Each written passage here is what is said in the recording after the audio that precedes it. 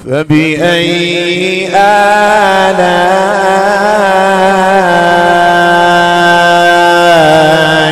ربكما تكذبان.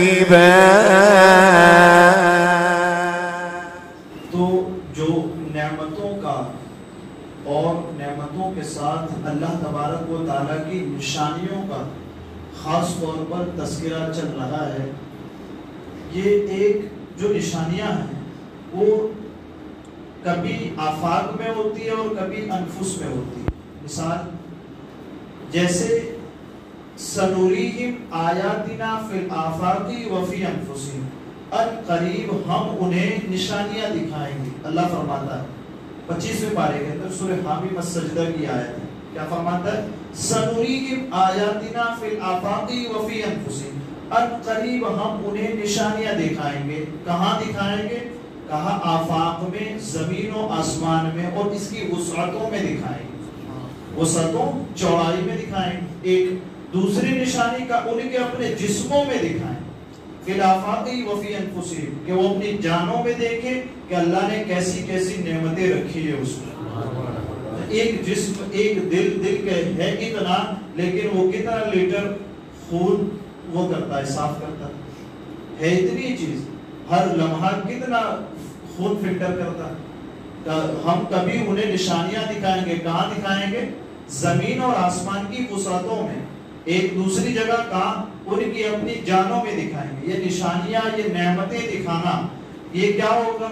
ان میں جب دیکھیں ہم تو دو چیزیں ابھر کر اور نکھر کر سامنے آتی ہے. ایک کیا کہ اس کے ذریعے اللہ تبارک و تعالیٰ کی قدرت کا پتہ چلتا ہے کہ وہ اللہ تبارک و تعالیٰ کتنا طاقتور ہے، اور وہ کیسی قدرت کا مالک ہے کہ سورج اس کے حکم کے تابع ہے، چاند اس کے حکم کے تابع ہے، دن اور رات اس کے حکم کے تابع ہے، یہ ستارے، یہ درخت، یہ پیڑ پودے، ہر ایک اس کے حکم کے تابع ہے.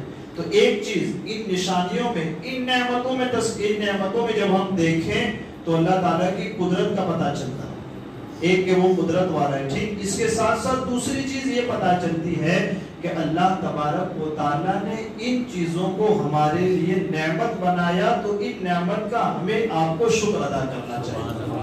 یعنی انہی نعمتوں کے ذریعے ایک چیز اللہ کی قدرت کا پتہ چلتا ہے، اور انہی نعمتوں کے ذریعے یہ نعمتیں ہمارے لیے ایسی ہیں کہ انہیں دیکھ کر پتہ چلتا ہے کہ اللہ نے اس سے ہمیں نوازا ہے، اس کو استعمال کرنے کا ہمیں آپ کو حکم دیا ہے. تو یہ اللہ کا بہت بڑا احسان ہے. تو جہاں آسمان کے بارے میں ذکر ہوا، ہم نے آسمان کو بلند کیا، پھر آسمان کو بلند کرنے کے بعد ہم نے میزان رکھی، کہا کیا عدل اور انصاف قائم کرو، ناپ تول کرو تو اس میں کمی مت کرو. یہ اللہ تبارک و تعالیٰ کی نشانیاں. اب اس نشانیوں کے ساتھ اب زمین کی طرف، آسمان پر تھے نا، اب زمین کی طرف آتے ہیں. وَالْأَرْضَ وَضَعَهَا لِلْأَنَامِ فِيهَا فَاكِهَةٌ وَنَخْلٌ وَفِيهَا فَاكِهَةٌ وَالنَّخْلُ ذَاتُ الْأَكْمَامِ وَالْحَبُّ ذُو الْعَصْفِ وَالرَّيْحَانُ فَبِأَيِّ آلَاءِ رَبِّكُمَا تُكَذِّبَانِ.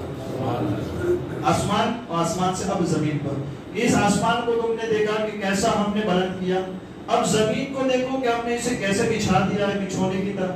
جیسے ہم اور آپ اپنا بچھونا اور بستر بچھاتے ہیں، ایسے زمین کو بچھاتے. اس میں بھی غور کرو کہ یہ ایسی نعمت ہے کہ ہم نے اسے پتھر کی طرح نہیں کیا. اگر پتھر کر دیتے تو جینا دشوار ہو جاتا، پانی کہاں سے حاصل کرتے. اگر پانی کی طرح کر دیتے تو پھر ٹکنا تمہارا دشوار ہو جاتا. کہ ہم نے اسے ایک متوازن، ایک درمیانی درجے سے رکھا. جہاں ضرورت تھی وہاں پہاڑ بھی رکھے، جہاں نمی کی ضرورت تھی وہاں نمی بھی رکھی، جہاں نمی اور سوکھے پن کی ضرورت تھی وہاں دونوں چیزیں رکھی. اور پھر دیکھیں نا، زمین ایک ہی، لیکن کہیں ہم نے اس کی مٹی لال کر دی، پھر کہیں آؤ تو ہم نے اس کی مٹی پیلی کر دی، کہیں آؤ تو پھر اس کی مٹی ہم نے کالی کر دی. کہا زمین تو ایک ہے، لیکن یہ دیکھو کہ تمہیں جس چیز کی ضرورت تھی ویسی رکھی ہے. ان نعمتوں کو دیکھ کر کے غور و فکر کرو کہ ہم کیسی قدرت کے مالک ہیں، اور دوسرا اس بات کا شکر کرو کہ ہم نے تمہیں نعمت دے کر نواز دیا، تم اس کا استعمال کر سکتے ہو. ایک یہ چیز زمین. اب آگے تھوڑا سا زمین کے آگے کہا فرماتے ہیں، اللہ تعالیٰ فرماتا ہے زمین رکھی نا، فیہا فاکہۃ، اس میں میوے بھی رکھیں، اس میں طرح طرح کے میوے رکھیں. فیہا فاکہۃ والنخل ذات الاکمام. یہ جو والنخل ذات الاکمام गिलाफ, गिलाफ छुपा दिया जिस चीज को जाते हैं उसको गिलाफ कहते हैं। ठीक, काबा, काबे की दीवार को क्या लगाते हैं? गिलाफ का। क्या होता है उससे? का छुपाया जाता है ना, का वो खजूर जो गिलाफ में छुपी हुई रहती है। देखे ना अल्लाह तबारक व तआला ने कैसे मेवे बनाए कि ऊपर से देखने में तो कुछ भी पता नहीं चलता, लेकिन जब उस गिलाफ को तुम हटाओ तो एक बेहतरीन मेवा उसमें से निकलता है। वह अनार को देखो ना, पहली नजर में अनार देखे तो पता नहीं है क्या है, लेकिन जब उस अनार को खोलो तो इतनी तरतीब के साथ एक दाना एक दाना एक दाने के साथ एक दाना पिरोया हुआ। न केला आप देखें ना, गिलाफ लगा हुआ है तो पता ही नहीं चलता ये कौन सी चीज है, खाने की चीज है, लेकिन जब वो गिलाफ हटता है तो पता चलता है अल्लाह की कैसी कुदरत है। तो जहाँ अल्लाह की कुदरत भी पता चलती है और साथ साथ हमें और आपको ये पता चलता है अल्लाह ने इसको इस्तेमाल करने का तरीका हमें इस्तेमाल हमारे इस्तेमाल में ला दिया, तो अब हमें इस्तेमाल करके इस पर शुक्र अदा करना चाहिए। तो एक तरफ कुदरत का भी ज़ुहूर होता है, अल्लाह की निशानी का पता चलता है, दूसरी तरफ उसकी नेमत का ज़ुहूर होता है कि जिसके जरिए हम उसका शुक्र अदा करें। बहुत सारी मिसाल है। फिर उसके साथ वल्हब्बु वल अस्फ़ी वर रैहान, अनाज के दाने का, ये सिर्फ दाने नहीं होते, का दाना होता का भूसी में होता है। गेहूं की बाली होती है ना, ऐसा होता है कि गेहूं डायरेक्ट निकलता है? का नहीं, का गेहूं निकलेंगे लगेंगे दाने लगेंगे, लेकिन वो कहाँ होंगे? कहाँ? भूसी के अंदर होंगे। भूसी मतलब वो जो गिलाफ रहता है वो। अब का क्यों? कहा वो अनाज तुम्हारे इस्तेमाल करने के लिए, और तुम इस्तेमाल करके जब वो भूसी अलग कर दो का तुम्हारे जानवरों के इस्तेमाल के लिए। तुम्हारे लिए भी हमने चीज रखी है और तुम उस चीज का वेस्टेड माल अगर खत्म कर दो ना, का वो भी ऐसा नहीं कि उसको फेंक दिया जाए, उसको भी तुम्हारे जानवरों के लिए खिलाना। अल्लाह तबारक व तआला की कैसी निशानियां हैं। फिर वो आयत याद आती है, रब्बना मा खलक़्त हाज़ा बातिलन सुब्हानका फ़क़िना अज़ाबन नार।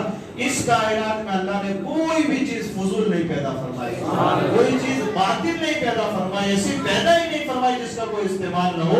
हर वो चीज जो दुनिया में पैदा की गई, हर एक चीज इस्तेमाल के काबिल पैदा की गई, हर एक चीज को तुम्हारे हुक्म के ताबे कर दिया।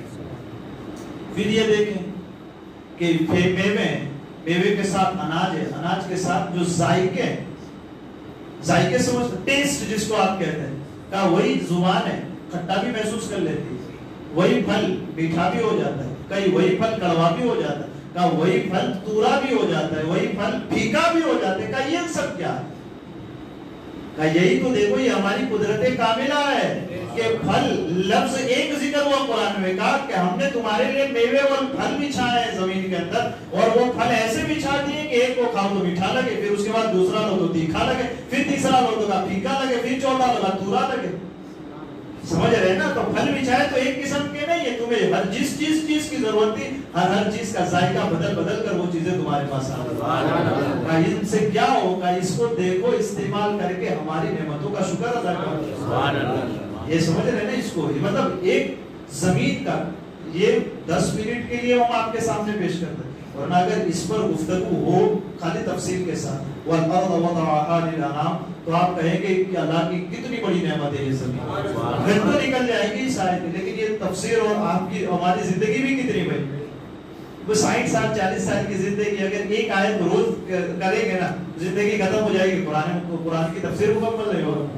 तो ये मजबूरन हम और आपको समझते हुए, हमारे आपके वक्त को देखते हुए भी कम से कम आपके सामने बैठे, मतलब ये इसलिए हम आपको एक हिंट देते हैं, हिंट एक निशानी छोड़ते हैं कि आप इस तरह गौर करते चले जाएं, अल्लाह तबारक व तआला की नेमतों में गौर करते चले जाएं। गौर करेंगे, जितना गौर करते जाएंगे उतना अल्लाह के आगे झुकते आप चले जाएंगे, उसका शुक्र अदा करते आप चले जाएंगे। जहाँ आप गौर व फिक्र नहीं करेंगे, कहाँ हम और आप गुमराह होते चले जाएंगे। इंसान अपने आप को कुछ न कुछ समझने लगेगा, समझता रहेगा। इसलिए हमें अल्लाह की जो ये निशानियां कायनात में फैली, उसमें गौर व फिक्र करना चाहिए। हम दिखाते हैं उन्हें, कहाँ आफाक में भी निशानियां दिखाएंगे और उनकी अपनी जानों में भी निशानियां दिखाएंगे। तो इसको समझिए, वल अर्द वदअहा लिल अनाम, कुरान क्या फरमाता है?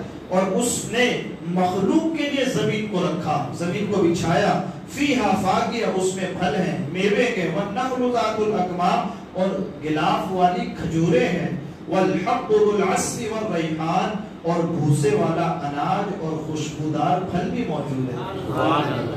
जब अगर थोड़ी सी तबीयत اچھی نہ لگ رہی ہو، طبیعت میں تند مزاجی آ گئی ہو، کہا وہ باغیچوں میں چلے جاؤ، ہم نے وہاں پھول بھی ایسے رکھے جو طرح طرح کی خوشبوئیں بکھیرتے ہیں، کہا موگرا اس کو سونگھ لو، کبھی گلاب، کبھی چمپا، کبھی چمیلی، ہر ایک قسم کے پھول ہیں لیکن ہر ایک پھول کی خوشبوئیں الگ الگ ہیں۔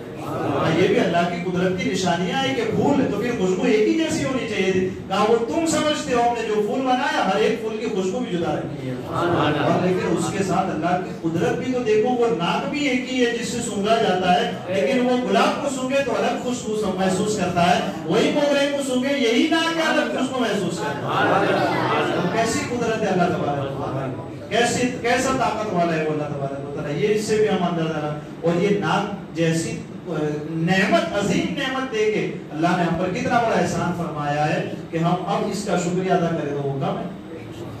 آگے والحب ذو العصف والریحان فبأي آلاء ربكما تكذبان، تو اے جن و انس تم دونوں اپنے رب کی کون کون سی نعمتوں کو جھٹلاؤ گے، تم دونوں اپنے رب کی کون سی نعمت کا انکار کرو گے کہ میرے رب نے یہ نعمت مجھے نہیں دی ہے، کب ہم کہہ سکتے ہیں اللہ ہو، اور کیسے کہہ سکتے ہیں یہ لفظ؟ تو یہ جو انداز ہے نا، کیا یہ نعمتیں بیان فرمائے، اور اس کے بعد اب کیا کہا اللہ نے، تو اے جن و انس تم اپنے رب کی کون سی نعمت جھٹلاؤ گے، یہ نعمت دی، یہ نعمت دی، یہ نعمت دی، یہ نعمت گنایا نا پہ قرآن نعمت دی، اس کے بعد آسمان یہ نعمت، پھر اس کے بعد آسمان میں ستارے کا یہ نعمت، سورج چاند یہ نعمت، ہر چیز نعمت، نعمتوں کا تذکرہ کرتے کرتے کرتے آنے کے بعد اب کیا جاتا ہے، اتنی ساری نعمتیں ہم نے دی، اب بتاؤ کہ تم ہماری کون سی نعمت کا انکار کرو، کون سی نعمت کو جھٹلاؤ۔ ٹھیک، یہ کیوں کہا گیا، تو اس کا اس اسلوب کے بارے میں بتاتے ہیں کہ اس کے ذریعے نفس کو تنبیہ ہو، اور انسان کا اپنا نفس اپنے جرم اور اپنی کوتاہی کا اقرار کرے، اسے اپنی سستی، اپنی غفلت کا حال معلوم ہو جائے کہ اس نے کس قدر عظیم نعمتیں ملنے کے بعد اللہ کے حکم کو اس نے جھٹلایا، کہ اللہ تبارک و تعالیٰ نے ایسی عظیم نعمتیں اسے دی، تو ہونا یہ چاہیے تھا کہ اس نعمتوں کے بدلے میں وہ شکر کرتا، وہ فرما برداری کرتا، ہمارے حکم کو مانتا، لیکن اس کے بدلے میں وہ نافرمانی کرتا، ہر لمحہ اپنے رب سے روگردانی کر کے اس کے حکام کو چھوڑتا ہے۔ اس لیے یہ انداز اللہ تبارک و تعالیٰ نے قرآن میں جو یہ بیان فرمایا، قرآن کا جو یہ انداز ہے وہ یہ ہے کہ اتنی ساری نعمتیں ملے تو بندہ شکر گزار بنتا ہے۔ تو اے انسان تم کیوں ناشکرے ہوتے ہو، اللہ تعالیٰ کے شکر گزار کیوں نہیں ہوتے؟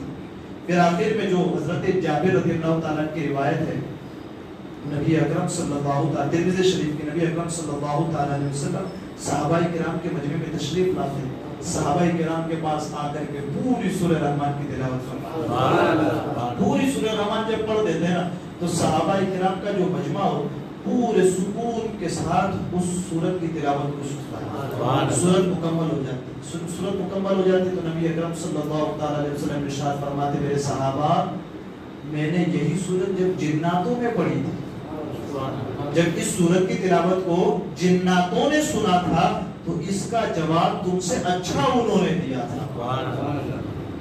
یہ کیوں کہا؟ یہی سورہ رحمان جب انسانوں میں صحابہ کرام میں پڑھی تو صحابہ خاموشی کے ساتھ اس کو سنتے رہے، ٹھیک ہے، اور یہی سورت کو جب نبی اکرم صلی اللہ علیہ وسلم نے جناتوں کے درمیان پڑھی، آقا کریم سرکار صلی اللہ علیہ وسلم ارشاد فرماتے، میرے صحابہ جناتوں نے تم سے اچھا جواب دیا تھا اس سورت کا۔ وہ جواب کیا تھا؟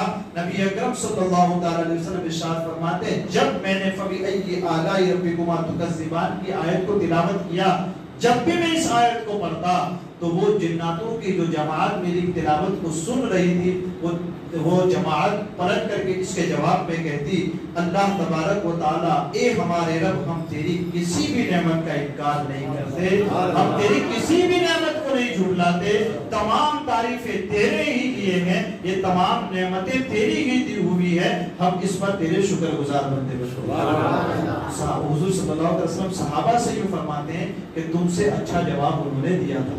جناتوں نے کہا، یہ آیت جب تلاوت ہوئی تو اس پر یہ کہتے، تو اس سے ہمیں اور آپ کو بھی یہ سمجھ میں آتا ہے، یہ درس ملتا ہے کہ جب بھی وہ فَبِأَيِّ آلَاءِ رَبِّكُمَا تُكَذِّبَانِ 31 مرتبہ ہم نے سن لی، جب اس کو سنیں پڑھیں کہیں بھی اس کو پڑھیں، اس وقت ہمارے دل میں ایک شکر گزاری کا جذبہ پیدا ہونا چاہیے کہ اللہ ایسی نعمتیں تو نے ہم پر ہمیں دی اور ہمیں ان نعمتوں سے مالا مال فرمایا، تو ہم تیری کسی نعمت کا انکار نہیں کرتے، جو کچھ ہے سب تیرا ہی دیا ہوا ہے اور ان نعمتوں پر تیرا شکر ادا کرتے ہیں۔ اللہ تبارک و تعالیٰ مجھے آپ کو کہنے سننے سے زیادہ علم عمل کی توفیق عطا فرمائے. کہنے سننے میں عمدن صحبت کو خطا ہوئی ہو اللہ عز و جل اپنے حبیب کے صدقے اسے معاف فرمائے. استغفر اللہ ربی من كل ذنب واتوب الیہ وصلی اللہ تعالی علی خیر خلقہ محمد وعلی آلہ وصحبہ